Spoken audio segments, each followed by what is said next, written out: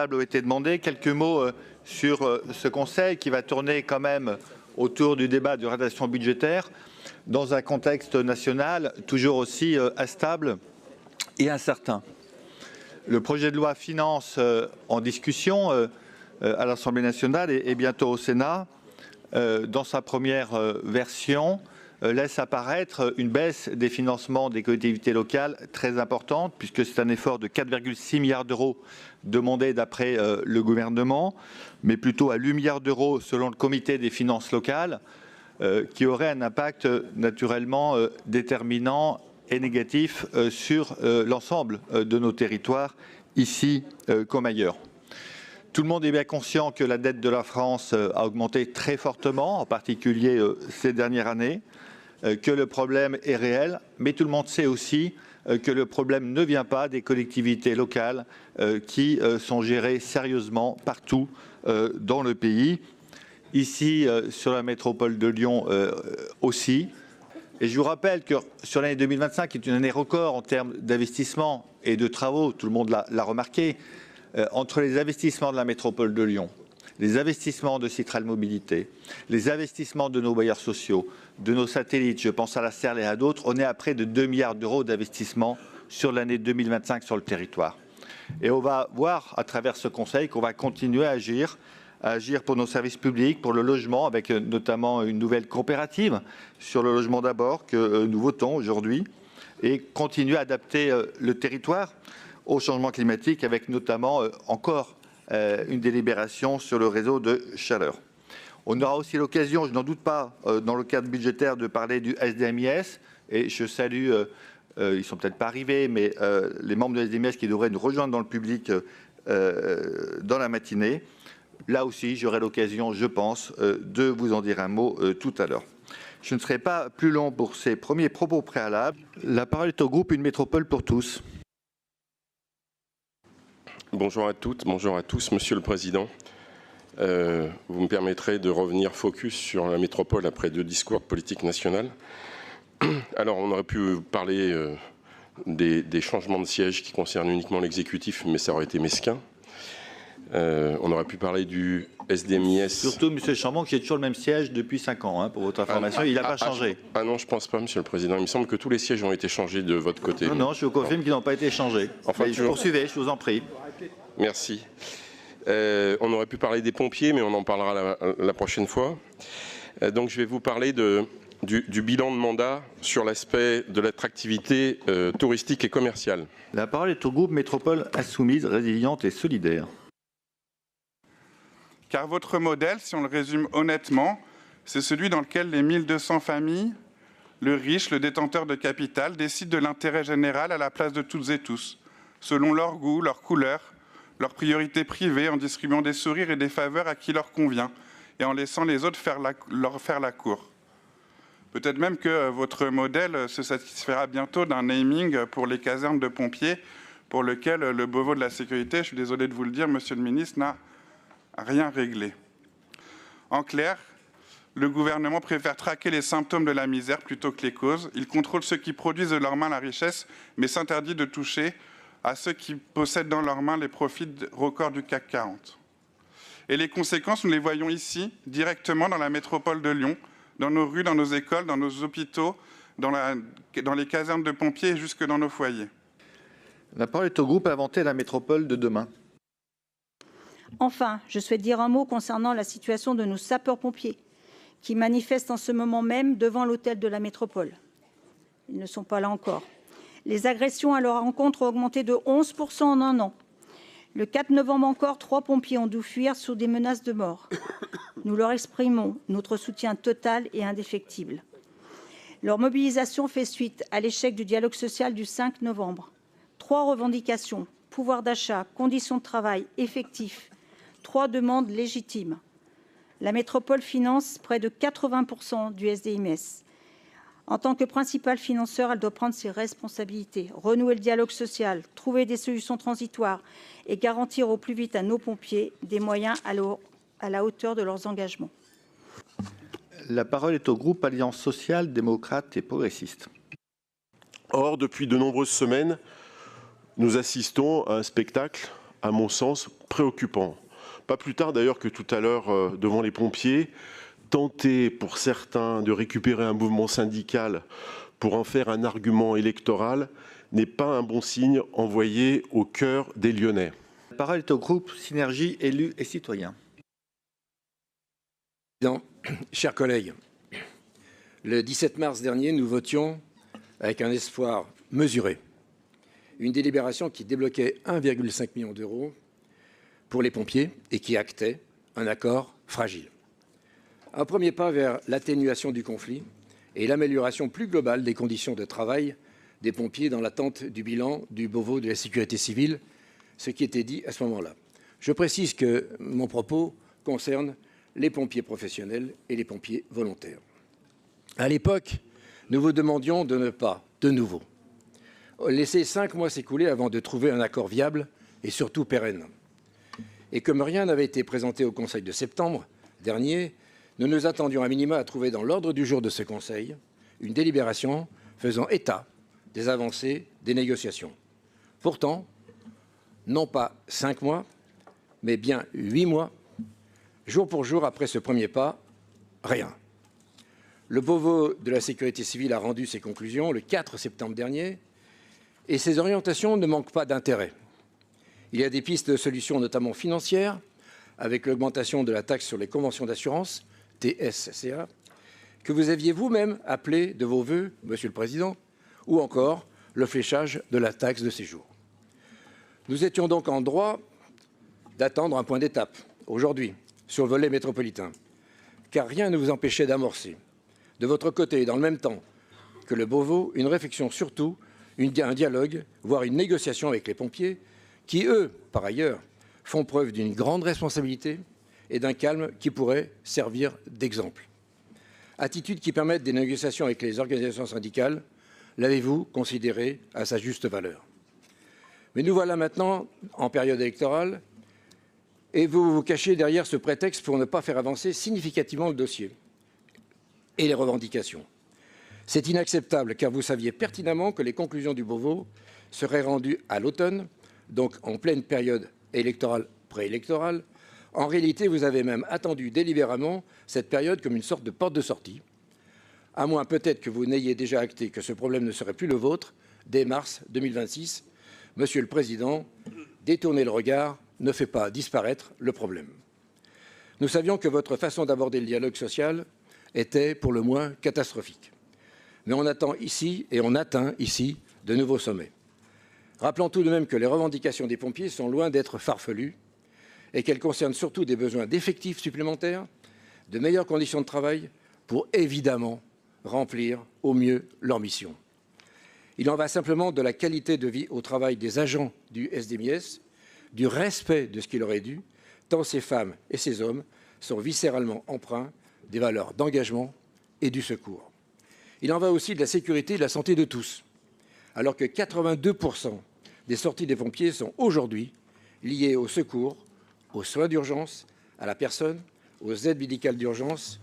Nous ne pouvons pas non plus nous satisfaire du fait que le délai moyen d'intervention ait pris plus de 2 minutes en 10 ans et 2 minutes 40 supplémentaires entre 2017 et 2024. Le métier de pompier a changé et tout le monde en convient. Il convient donc en conséquence d'accompagner ces évolutions. Et pour cela, il ne faut pas faire l'autruche, bien au contraire. Les pompiers sont en attente légitime d'une réponse globale, claire. Et nous ne parlons pas ici d'une nouvelle subvention exceptionnelle ou même d'une prime annuelle largement justifiée qui pourrait et qui devrait leur être accordée. Mais nous parlons bien d'évolution structurelle du modèle de fonctionnement de l'organisation SDMIS pour les exercices 2026 et suivants.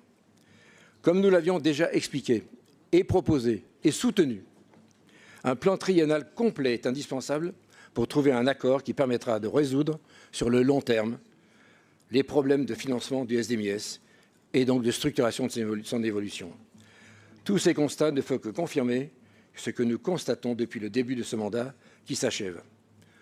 Alors que de nombreux sont ceux ici dans votre majorité et qui rêvent de faire de cette Assemblée et de ne faire que cette Assemblée une enceinte de débat dans le style chaotique et dispersé de l'Assemblée nationale, les sujets locaux sont, eux, délaissés, oubliés, mis sous le tapis, ou mieux, considérés comme secondaires. Quand il y a urgence locale, désolé mes chers collègues, il ne faut pas regarder ailleurs. Alors, Monsieur le Président, plutôt que de vouloir vous engouffrer dans une nationalisation du débat en renvoyant toujours la balle à l'État, revenez aux sujets locaux, occupez-vous du territoire. Et cela, pour ce qui les concerne, les pompiers l'ont bien compris et ils le font toujours. Je vous remercie. La parole est au groupe La Métropolitaine. Vous n'avez pas su non plus développer les services publics. Le malaise est partout. Grève sans précédent dans les services déchets, dans les collèges, le service informatique, les TCL et encore aujourd'hui, nos sapeurs-pompiers ici devant le siège de la métropole sans aucune récupération politique pour répondre à notre collègue. Sur ce dernier sujet, vous vantiez en mars d'un accord trouvé par une dépense exceptionnelle de 1,5 million. La preuve est aujourd'hui devant votre porte. Rien n'a été réglé. La majorité écologiste n'a accordé qu'une hausse budgétaire minimale, incapable de stabiliser le SDMIS. Vous proclamez soutenir les pompiers, mais la réalité, c'est une gestion approximative, un renforcement durable abandonné et un président de la métropole toujours prompt à se défausser sur l'État pour éviter d'assumer ses propres choix. La parole est au groupe Les Écologistes. Nous ne sommes pas de ceux qui font des promesses en l'air. Dire à son interlocuteur ce qu'il a envie d'entendre, c'est facile. Lui dire vos contraintes, ce que vous pouvez faire, comment vous pouvez le faire et quelles sont les échéances nécessaires, c'est plus compliqué à porter, mais c'est plus respectueux et plus responsable. Et bien sûr, quand je dis ça, je pense à nos pompiers de ce matin et je voulais les remercier encore pour les échanges que nous avons eus. Un mot sur le SDMIS, où une nouvelle fois, M. Grivel attendait, je crois, une délibération. On aurait dû faire une délibération pour expliquer, écoutez, le SDMS est géré par la conseil d'administration, pour dire que le sujet, il est connu, vous l'avez rappelé, merci M. Grivel d'avoir rappelé qu'on avait réclamé des financements depuis longtemps, puisque d'abord la situation elle est connue, elle n'est pas propre à notre SDMS, elle est propre à tous les SDIS de France. On va avoir, avec les aléas climatiques qui se multiplient, les événements de vent, d'inondation, peut-être pire à l'avenir, des besoins plus importants. On a en plus une augmentation de la population, un vieillissement de la population, le secours à la personne, donc beaucoup de choses qui font qu'on a besoin de services de secours qui puissent se projeter dans le futur. Donc il y a naturellement des sujets nationaux et je crois en plus qu'on est assez unanime sur le constat. Et donc je pense que plutôt qu'en faire un sujet d'opposition, il faut plutôt se mobiliser pour qu'on puisse avoir des financements pérennes sur la durée. Le Beauvau de la sécurité, il devait rendre ses décisions par une loi cet été. Ça fait 18 mois qu'on travaille dessus avec les différents ministres de l'Intérieur. Il n'est rien sorti de ce Beauvau. Pas un euro supplémentaire. On nous a même imposé une dépense supplémentaire, peut-être justifiée, probablement justifiée pour une prime pour les volontaires. C'est encore 120 000 euros d'impact sur les SDMS qui n'est pas compensé par cette décision du ministre de l'Intérieur. Et donc, la solution, elle est simple. Il suffirait, par exemple, d'augmenter la TSCA. Vous l'avez rappelé, M. Grivel. Mais qu'attend-on pour le faire? Nous sommes tous d'accord. Pourquoi n'avons-nous pas de majorité au Parlement, au Sénat, et je compte sur nos sénateurs, pour faire ces modifications?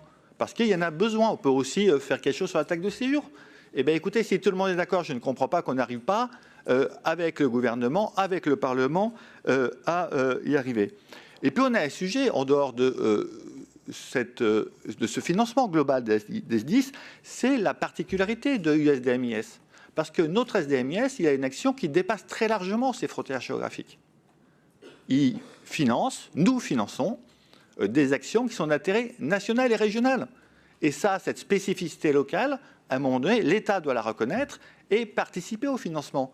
Parce que si vous prenez par exemple le centre de formation de Saint-Priest, qui est un outil exceptionnel, alors il forme naturellement nos agents du SDMIS, et c'est bien normal, mais il forme aussi beaucoup d'autres territoires, avec des coûts économiques que nous portons. Est-ce normal?